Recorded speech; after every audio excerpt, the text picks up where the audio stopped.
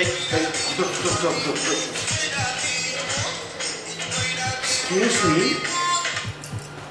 Madam, তো পরিবারের লোকজনের কত টাকা দিস? এখন দিই না তো কি হয়েছে, ভবিষ্যতে দিব। আর আমার কি বয়স তোমার মতো হয়ে গেছে নাকি? আমি কি বুড়ো হয়ে গেছি যে টাকা দিতে পারবো না? আচ্ছা ভাইজান, আপনি কি পুলিশে চাকরি করেন নাকি? পুলিশের মতো জেরা করতেছেন কেন? আপনি কি চোর চাচ্ছ?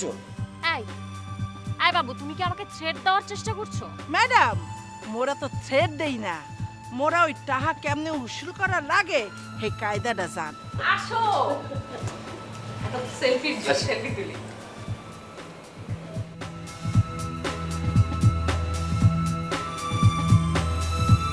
সত্যি সত্যি আপনারা আমাকে টিকিটটা নেবেন? ম্যাডাম, নিমু মানে?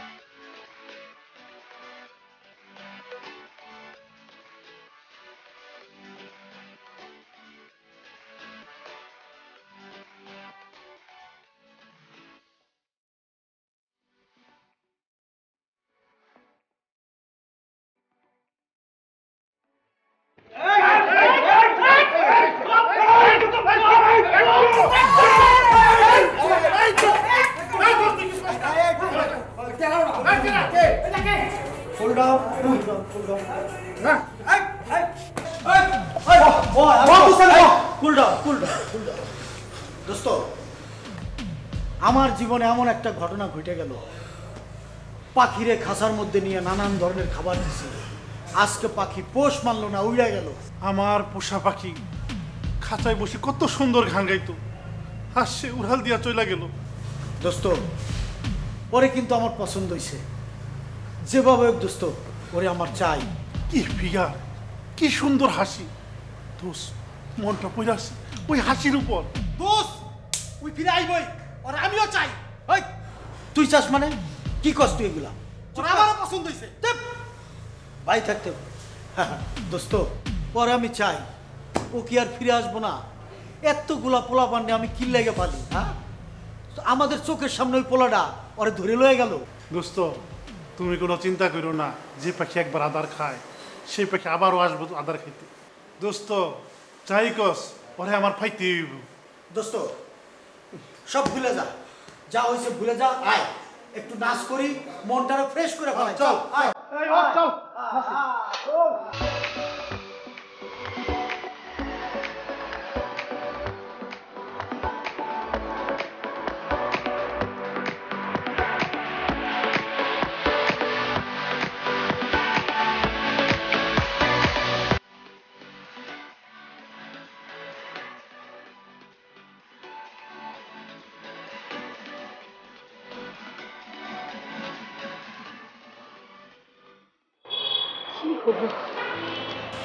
এত রাত হয়ে গেল,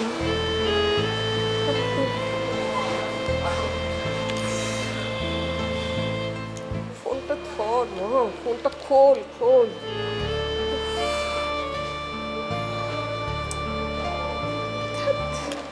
ফোনটা বন্ধ করে রেখেছে।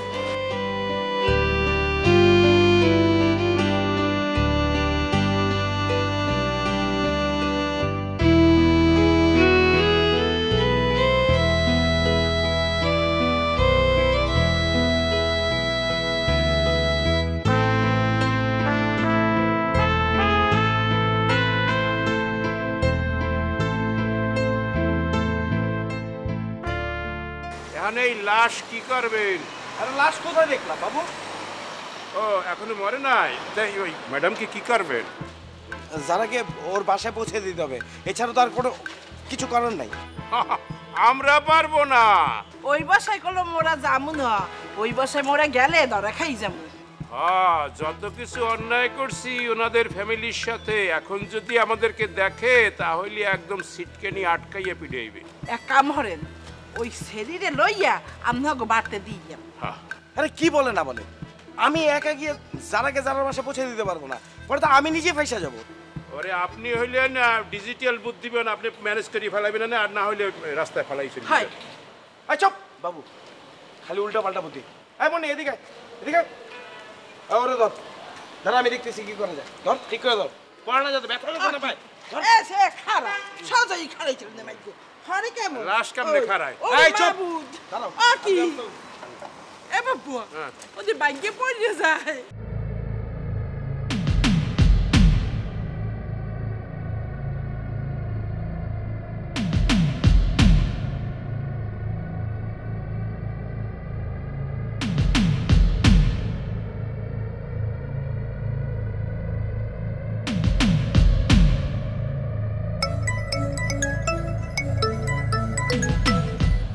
কবি তুই কই বলতো আমাকে কতক্ষণ জায়গায় রাখবি তুই? আচ্ছা সরি, অনেক রাত হয়ে গেছে নাকি? তোর কাছে কি ঘড়ি নাই? মোবাইলে টাইম দেখ কয়টা বাজে এখন রাত। ও সরি। আচ্ছা শোন, তোকে একটা কথা বলার জন্য ফোন দিছি। তুই কি আরো রাত করবি? বাসায় ফিরবি কখন তুই? আরে আমি বাসায় আসতেছি, আগে কথাটা তো শেষ করতে দিবি। বল। আচ্ছা শোন, আমি 20 মিনিটের মধ্যে বাসায় চলে আসবো। আমি কলিং বেল বাজাবো না, তুই দরজাটা খোলা রাখিস। অনেক রাত হয়ে গেছে তো, দরজাটা খোলা রাখিস। খুলে রাখার দরকার কি? তুই নিচে এসে ফোন দিস আমাকে, আমি খুলে দেবো গেট। আচ্ছা থ্যাংক ইউ।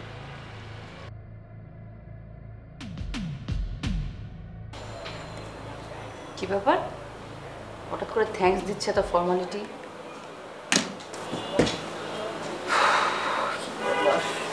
হ্যাঁ বাবু এদিকে আসেন বাইকে পড়ে ধর বাকি আমি যেটা কইছি এইডি এইডি করে টেক পেলা বেশি। এই মুনি, এই চুপ বাবু। এক কাজ কর, ওকে আমার বাসায় নিয়ে যাই, চল। এইটা আমরা পারবো না, আপনি একটা লই যান। আরে কি বলে না বলে, ওরে আমি একা একা কিভাবে নিয়ে যাব? তোমরা আমার বাসা পর্যন্ত ওকে পৌঁছে দাও, তারপর তোমাদের ডিউটি শেষ, চলো। আরে এগুলো কি বলে না, এইসব পাপ কাজ কিভাবে করবো? একটা ম্যাচ বাসা একটা মেয়েকে দিয়ে আসবো। এই বাবু, আমি মেস বাসায় থাকি, তোমাকে কে বলছে? আমার বাসা আমার মা বাবা বোন সবাই থাকে। ও দরকার হলে আমার বোনের সাথে থাকবে, চলো। পারলে পারলে পারলে সাইডে দিলাম তোরে আল্লাহ রে বাবু বাবু আরে মুন্নিদার মুন্নিদার মুই পারবো না আর ধর। এ সারা পারবো না কই নিয়ে রাতের বেলায় রাস্তা চিল্লা চিল্লি কথা, চলো। কি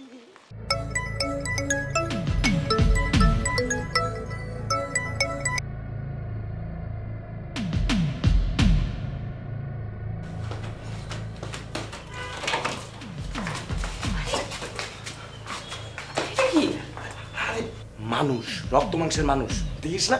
আরে তুই কি মেয়েটাকে মেরে ফেলছিস নাকি? ও কি বেঁচে আছে? আরে তোর কি এসব কথাবার্তা এখানে দাঁড়ায় দাঁড়ায় জিজ্ঞেস করতে হবে? আগে তোর রুমে নিয়ে গিয়ে এই মেরে শোয়া, যা। কেন আমার রুমে কেন? একটা মেয়ে, ওকে আমার সাথে আমার রুমে থাকবে নাকি?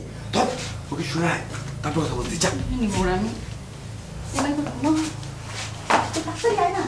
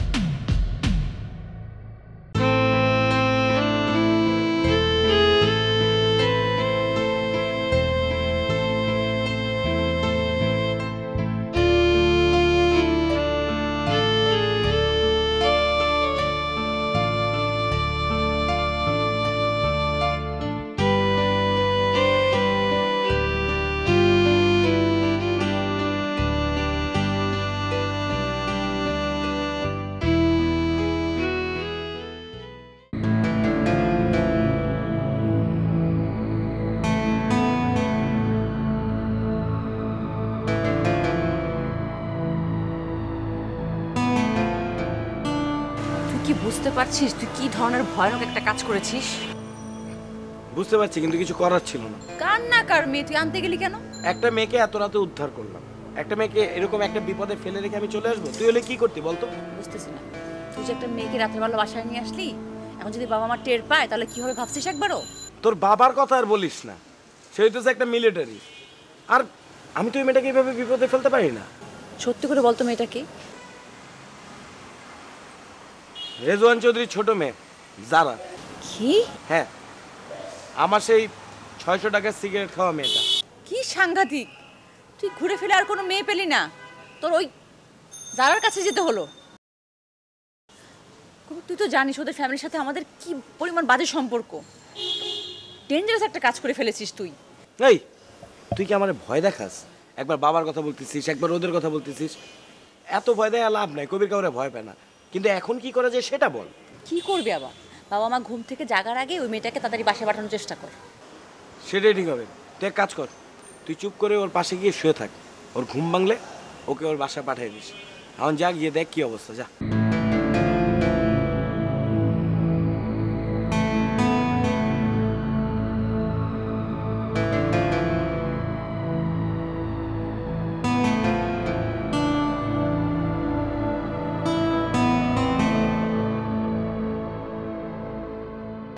ঘুমানো যাবে না, ঘুমানো যদি ও উঠে পড়ে ওকে তো পাঠাইতে হবে। বাবা যদি এখন আমার রুমে চলে আসে তাহলে তো শেষ, কবির কিন্তু বিপদে পড়ে যাবে। কি করি? কবির তো ওকে আমার কাছে বুঝিয়ে দিয়ে শান্তি মতো ঘুমাচ্ছে। ঘুমানো যাবে না, ঘুমানো যাবে না, তার চেয়ে ওকে বিদায় করে তারপরে ঘুমাবো। হ্যাঁ, বসে বসে বই পড়ি, আর কি করব।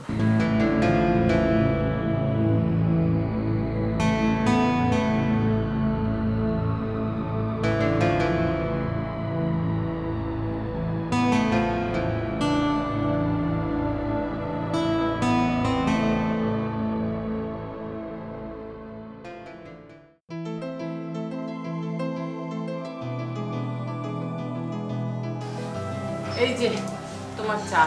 Thank you. এমনিতে তো টাকা পয়সা নাই, মনে হয় যেন খুবই গরিব, কিন্তু চাল চলন দেখলে মনে হচ্ছে একেবারে বিশাল বড় লোক, অনেক টাকা পয়সার মালিক। আরে কাকেরও মাঝে মাঝে কোকিল হতে ইচ্ছা হয়, মনে করো এটা সেরকমই একটা বিলাসিতা। এখন আসলেও মনটার মধ্যে কেমন যেন একটা ভালো লাগে, শান্তি লাগে। মনে হচ্ছে যে সংসার থেকে সমস্ত সমস্যাগুলো এক দমকা হাওয়াতেই উড়ে গেছে।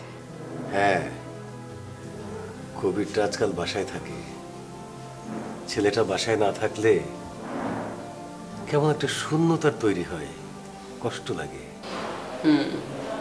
আল্লাহ যেন করায় সব সময় আমাদের মধ্যে এরকম শান্তিটা থাকে, আমাদের সংসারে যেন সব সময় এরকম শান্তি থাকে। এই আমার মাথাটা কেমন যেন ঘুরছে, কেমন যেন করছে, আমাকে একটু লেবু বানিয়ে দাও, লেবু বানিয়ে। এই মেয়ে, এই কে তুমি? তুমি এখানে এসে শুয়ে পড়লে কেন? কি হয়েছে তোমার? কোত্থেকে আসলে তুমি? কবির মায়া, এই কবির মায়া, কি আশ্চর্য! কবি, কি অদ্ভুত!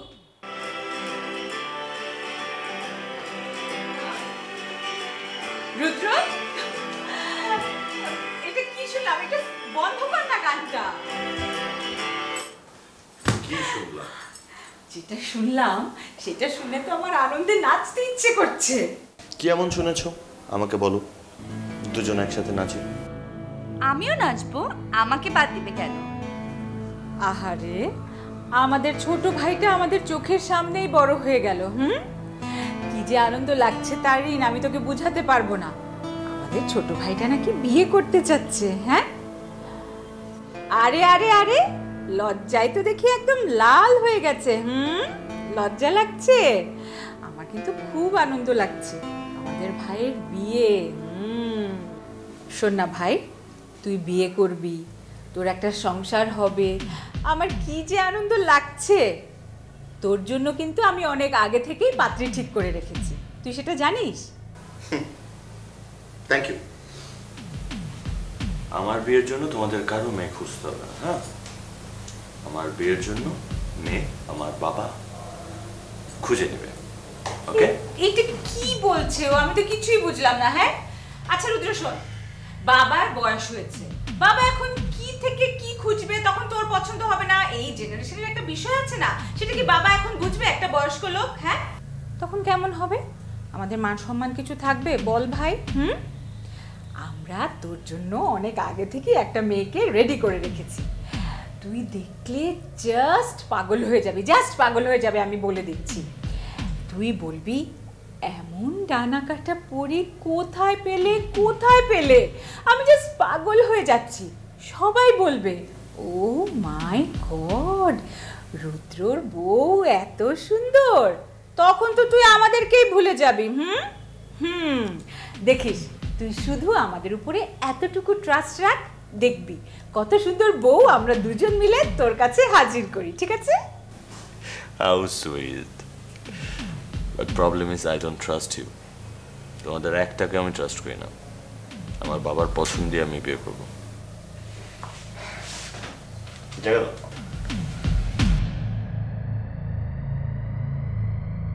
দেখলে সেদিন বলেছিলাম না মা আর ছেলে মিলে আমার সাথে কি করলো? এবার বিশ্বাস হলো আমার কথা? বেয়াদব মায়ের বেয়াদব একটা ছেলে। কি করবে? মনে তো হচ্ছে না ওকে পটাতে পারবে। পটাতে তো আমাকে হবেই।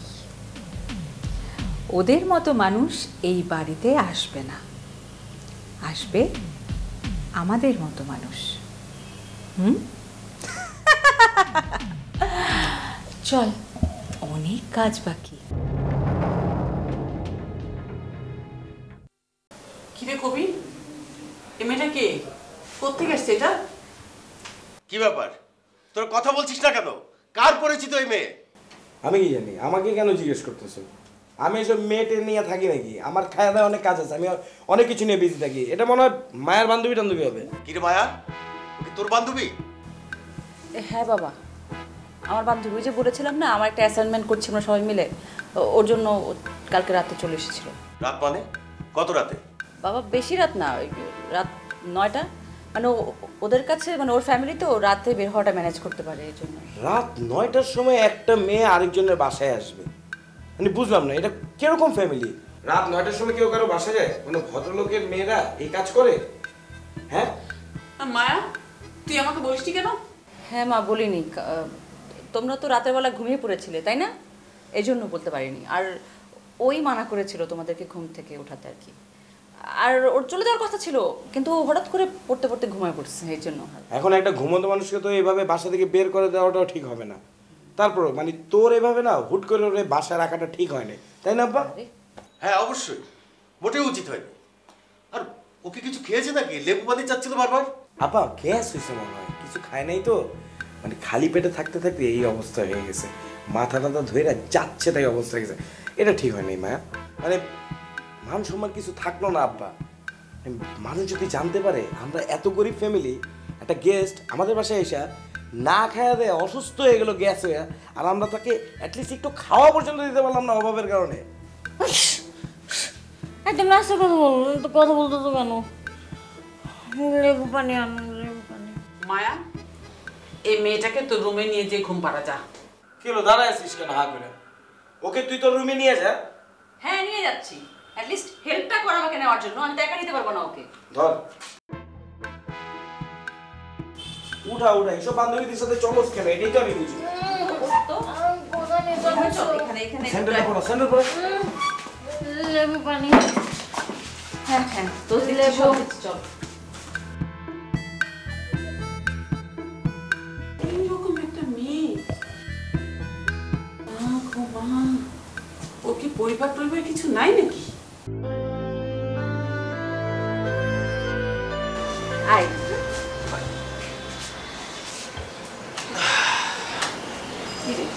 খবরটা বল।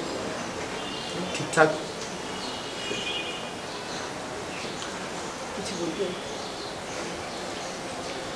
আম্মু, তোমাকে বাবা কিছু বলেছে?